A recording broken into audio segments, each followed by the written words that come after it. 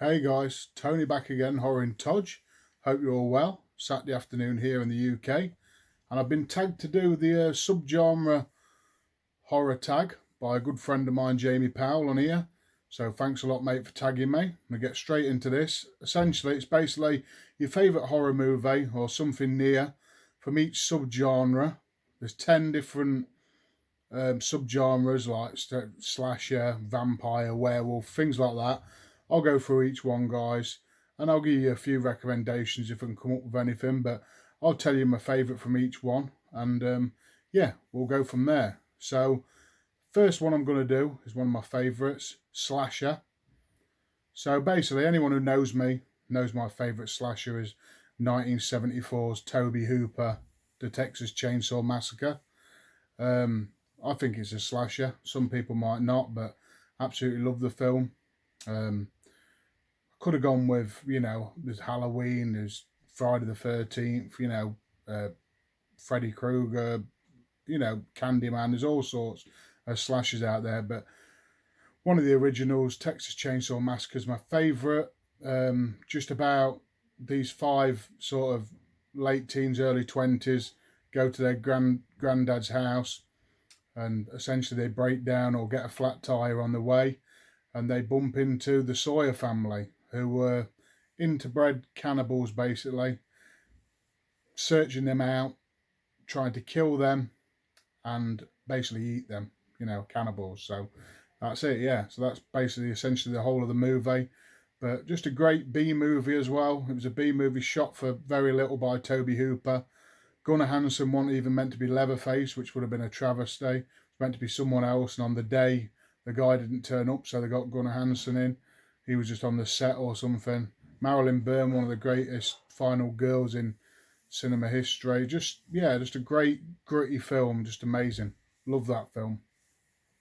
So yeah, Texas Chainsaw Massacre is my favourite slasher. Next one is Home Invasion. Now, I could have gone for, When a Stranger Calls, The Strangers, things like that. But I'm going to go with a French extreme film from 2007, and it's called Inside. So it's a French subtitle film. Absolutely brilliant film. Like I say, it's from the extreme sort of 2000 range, where there's bringing loads of stuff out like High Tension and stuff like that. The French were getting really extreme and gory. But this one's a really good story. It's about a pregnant woman who sort of lost her husband a few months before in a car accident. She was actually in it, and she's really overdue. She's got a few days overdue. It's Christmas Eve, so she's getting prepared for birth. She's a bit depressed because she hasn't got her husband no more. Gets a knock on the door, and it's this woman there, and she sort of, shoos her away, and essentially she ends up breaking into like a house apartment and wielding a big pair of scissors, and essentially she wants to cut the baby out and take it for herself. So that's the home invasion. That's the premises of the film. Really gory, really tense. Great French film. I absolutely love it. So that's my favourite found footage, Inside, from 2007. Next subgenre is found footage, and I'm going to go with a film from 2015. You've heard me talk about this loads of times. I could have gone with a Blair Witch, or one of the OGs, or there's The Host. There's lots of good found footage films out there, but I'm going to go with this one, a little British film called The Borderlands. You've heard me talk about it plenty of times. I absolutely love this film. Essentially, you've got the Vatican send three guys over to this small rural village in England to see if there's a miracle happening at this small church. So that's what they do. They go out there. They think nothing of it. They think they're just going to be a bit skeptic. And you've got one of the priests is like into drink and smoking and that. You've got like the camera guy, who's a tech guy, who's quite funny, brings a bit of comedic sort of aspect. And then you've got a straight down the line priest who like won't drink or anything and tries to find explanations, but takes on a dark twist this, and that ending, guys, if you've watched this, the ending is terrifying. So found footage for me is The Borderlands. Absolutely love that movie. Zombie movie, guys, like I say, I could have gone with Train to Busan. I absolutely love that film. Dawn of the Dead, Night of the Living Dead, Day of the Dead, 28 Days Later, anything like that. But zombie movie, when I think about it, There's Lucio Fulci's Zombie or Zombie Flesh Eaters or Zombie 2 from 1979, however you want to call it. When I think of a zombie, I think of that zombie coming up out of the ground with the maggots coming out his eye. It's just absolutely brilliant, guys. I absolutely love Fulci. He's my favourite director, as you know. And yeah, just a brilliant film. This woman goes to this island to help this doctor out who sort of said there's someone raising from the dead or this experiment, and she takes someone with Ian McCulloch, and yeah, just basically this island comes alive, and there's zombies popping up everywhere. There's zombies fighting sharks. It's just absolutely beautiful to look at, and in the 4K now as well. It's just some of the best cinema ever. I just absolutely love zombie. So yeah, that's my zombie film, guys. Definitely watch that if you haven't. I suppose everyone has who's watching this, but brilliant film. Getting into vampire films now. So vampire, and I'm going to go with one that sticks in my mind from childhood, which I've always loved, and that's Dracula 1958, or The Horror of Dracula as it's called sometimes. First time we saw Peter Cushing and Christopher Lee together in a Hammer Dracula film. Brilliant. Christopher Lee actually talks in this one. Just so menacing. That scene of him walking down the stairs in his castle to begin with. Amazing. And it's just about this guy called Archer, and he's sort of a librarian for Dracula in Dracula's castle. And he goes missing, and his family send Peter Cushing, Van Helsing, out to look for him. And Van Helsing, Peter Cushing, knows that Dracula's about there, and he wants to stop him and basically kill Dracula from sort of turning everyone into vampires and sucking blood, you know, killing people. So he goes around looking, and just the end fight sequence, I always remember it from being a tiny kid, maybe 5 or 6, my dad having this on. And the end fight sequence, you got like Peter Cushing spinning across a great big table in the castle and gets 2 silver candlesticks as crosses to Christopher Lee, and then he sort of bows down, then he rips this curtain down, the sunlight hits Christopher Lee, and it's just cool.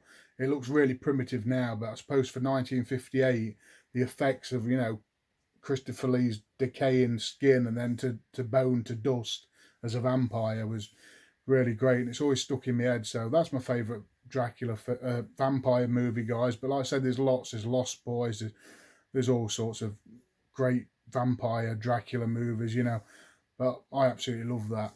Next one is torture porn. So I could have gone one of the easy ones like Saw, like you say, or what's the other one, Hostel, or something like that, Human Centipede, you know, all that. I really do like the Human Centipede Part 2. I know not many do, but it's just so, yeah, deprived. It's crazy. But the one I'm going to go for is a Kevin Smith film from 2014. I don't know if everyone's seen it. Not many people like it. It's a bit of a got comedic aspect as well, and it's called Tusk. Essentially about this podcaster, a Canadian, and he goes to this old guy to get a podcast story, who's like travelled a lot, and he's been like, you know, on a shipwreck and all sorts. He's quite old. He's like 70 odd, and he goes there to speak to him into his mansion. And the old guy tells him about this story of him shipwrecking and being on this small sort of rock in like the Antarctic or near the Pacific or something. And he befriended a walrus, which helped him sort of survive and helped him onto this rock. And he's never forgot it. And what he does to this podcaster is he sort of chains him up, dissects him, and turns this podcaster into a walrus. And it's really, yeah, great practical effects, real practical effects. You've got the guy's face, and he's got the tusks and sort of a big fat body, big fat neck, and then the tail, he sort of sewed it all together. And it's, yeah, you know, it's torture what happens, but got quite a comedic aspect. But I absolutely love Tusk. I don't know if anyone else does, but yeah, Kevin Smith film, my favourite Kevin Smith film actually, and yeah, really love it. So yeah, that's my torture porn film, Tusk. Definitely watch it if you haven't. Werewolf films now, guys, and it's got to be only one really. I'm going to go American Werewolf in London, John Landis film from 1981. Everyone knows this one, and it is the best werewolf film. I do like The Howling. I do like Dog Soldiers. I do like The Wolfman, Long Chaney. Brilliant film, but just the special effects still hold up now, I think. Still looks brilliant. I watched it the other week again. Um, about two guys from America, obviously, walking like the moors in the UK, and they get attacked by this wolf. One of them dies. One of them starts turning into a werewolf, obviously. But there's a good love story there. There's another good story with the guy who's turned into the werewolf friend who died. He keeps coming back as this ghost, and he's all gory. And there's a good sort of conversations with them. It's quite a cool sort of feel about it. So yeah, it's got to be American Werewolf in London, hasn't it? Just brilliant. Next subgenre is sci-fi. So I was going to go, I've watched a few sci-fi horror films over the last few weeks. Event Horizon is a brilliant film. I was going to go for that one because I really did enjoy that on this watch. It gets better every time I watch it. But I've got to go with the OG. I've got to go with Alien. I did like Aliens as my favourite film, but I watched Alien again the other week in 4K and it's just blew me away again. It's just so hostile, so claustrophobic. I just think it's brilliant from Ridley Scott, especially for 1978, the effects, and I just think it looks so space age for the 70s. That must have looked so technical, and for that sort of era. Just it's basically about a crew go out on this mission, and they have to sort of land on this planet because they have a problem with their ship or something. See another ship that sort of landed there a long time ago, go in there, and there's an alien egg in there, and John Hurt's character gets a face hugger. Everyone knows what that is, like a spider type creature on his face, gets impregnated, and an alien xenomorph pops out of him in the ship when they're flying back home. And it comes down to Sigourney Weaver, who's another one of the greatest female, leads or final girls, let's say, final women, kick-ass ever. And she's just so good in this. Brilliant, yeah, just brilliant tension, brilliant gore.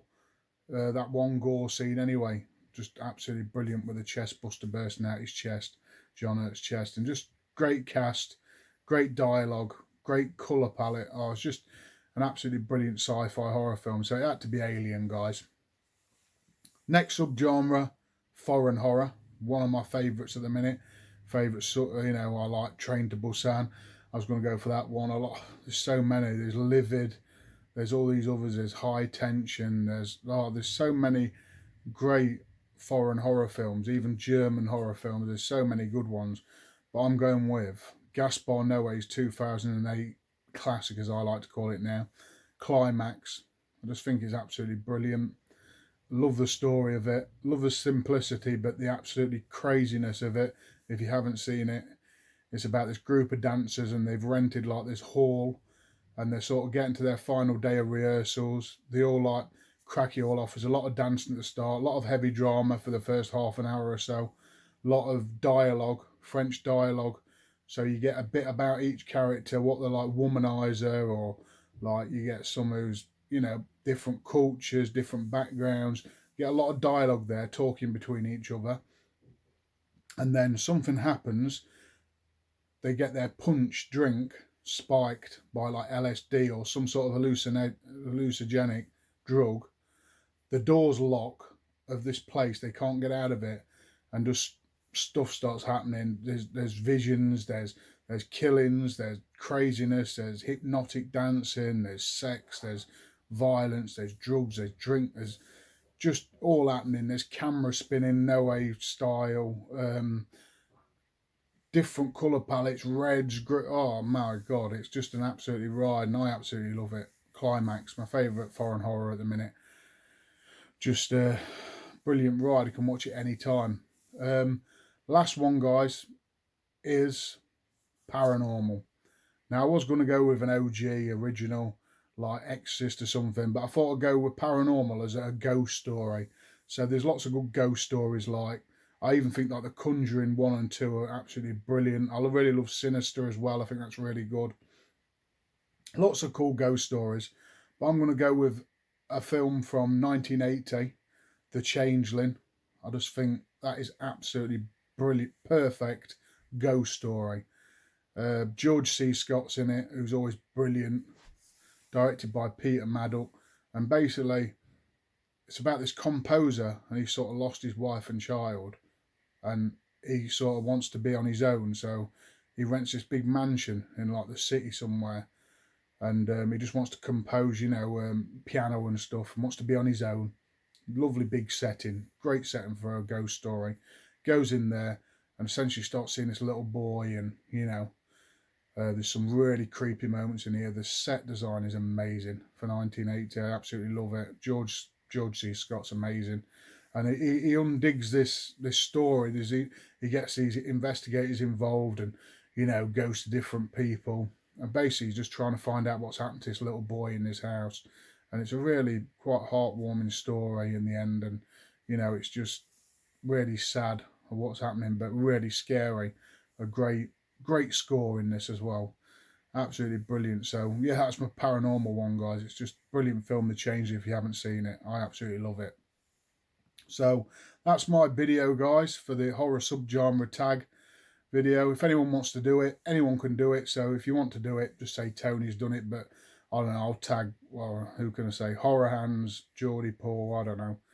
Anyone. Horrific Nightmares, JM, Andrew Ballon. If anyone wants to do it, sorry if I haven't mentioned you. You've probably all done it anyway now, but anyone anyway. But yeah, just get on this, guys. I think it's really good. It made me think for a couple of days over the last few days, so that's always a good thing, thinking about horror movies and what I've watched over the last few weeks. This could change at any point. It's only my opinion now. So if I watch something else next week that I think is a better slasher or a better horror movie, that'll go there. But it's just what's in my head now.